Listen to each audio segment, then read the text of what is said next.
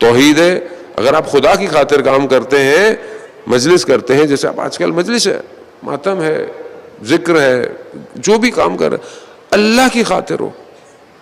خلوص جو ہے وہ ظاہر سے نہیں دیکھا جا سکتا. اب آپ بولے خلوص کا مطلب ہے میں ہلکی نیاز دوں، خلوص ہو، ایسا کوئی نہیں ہے. جو اللہ نے آپ کو دیا ہے آپ اسی حساب سے دیں. خلوص آپ کے ارادے میں ہونا چاہیے. اگر آپ کی نیت پاک ہے تو چاہے آپ کروڑوں خرچہ کر رہے ہو تو بھی اللہ اس میں اخلاص دیکھے گا.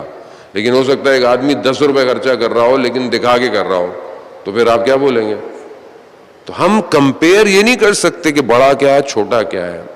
خلوص اخلاص کا تعلق آپ کے وجود سے ہے، اور یہ وجود اگر خداوند متعال کی خاطر ہے تو آپ کا ہر قدم پاک ہے. اگر آپ اپنے گھر کے بھی کام کر رہے ہیں اور اللہ کی خاطر کر رہے ہیں، عبادت کر رہے ہیں. خاتون گھر میں کام کر رہی ہے، اللہ کی خاطر اپنے گھر والوں کی خدمت کر رہی ہے، تو اس کا ہر کام عبادت ہے. آپ سڑک پر پتھر کو بھی کنارے پہ کر رہے ہیں مخلوق خدا کی خاطر، تو آپ عبادت کر رہے ہیں. آپ یہاں سے آئے، رستے میں کوئی ایسی چیز کہ جو کسی کو نقصان دے سکتی ہے، اگر آپ نے سائڈ پہ کر دی تو آپ عبادت کر رہے ہیں. خوب ہو سکتا ہے آپ کی یہی چیز خداوند متعال کو پسند آ جائے. یہاں معاملہ لوگوں کے نہیں ہے کہ آپ لوگوں کو دکھانا چاہتے ہیں، اور وہ خدا کہ جو کسی کا محتاج نہیں ہے، مگر وہ چاہتا ہی ہے کہ اگر اس کے پاس آؤ تو بہرحال طریقے سے آؤ.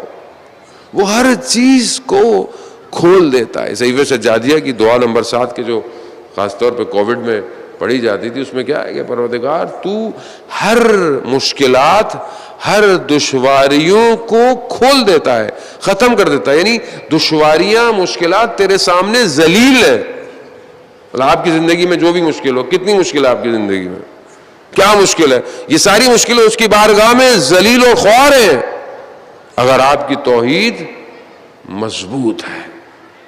لیکن اس حال میں انسان کو آنا پڑتا ہے کہ انسان اس بارگاہ میں، اس کی بارگاہ میں آئے تو صحیح.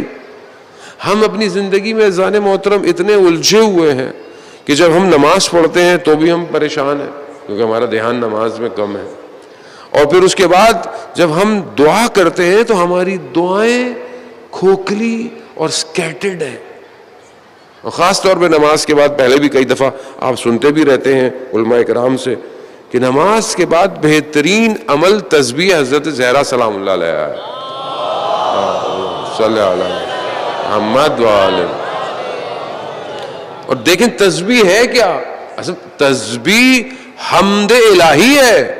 اللہ اکبر، اللہ اکبر.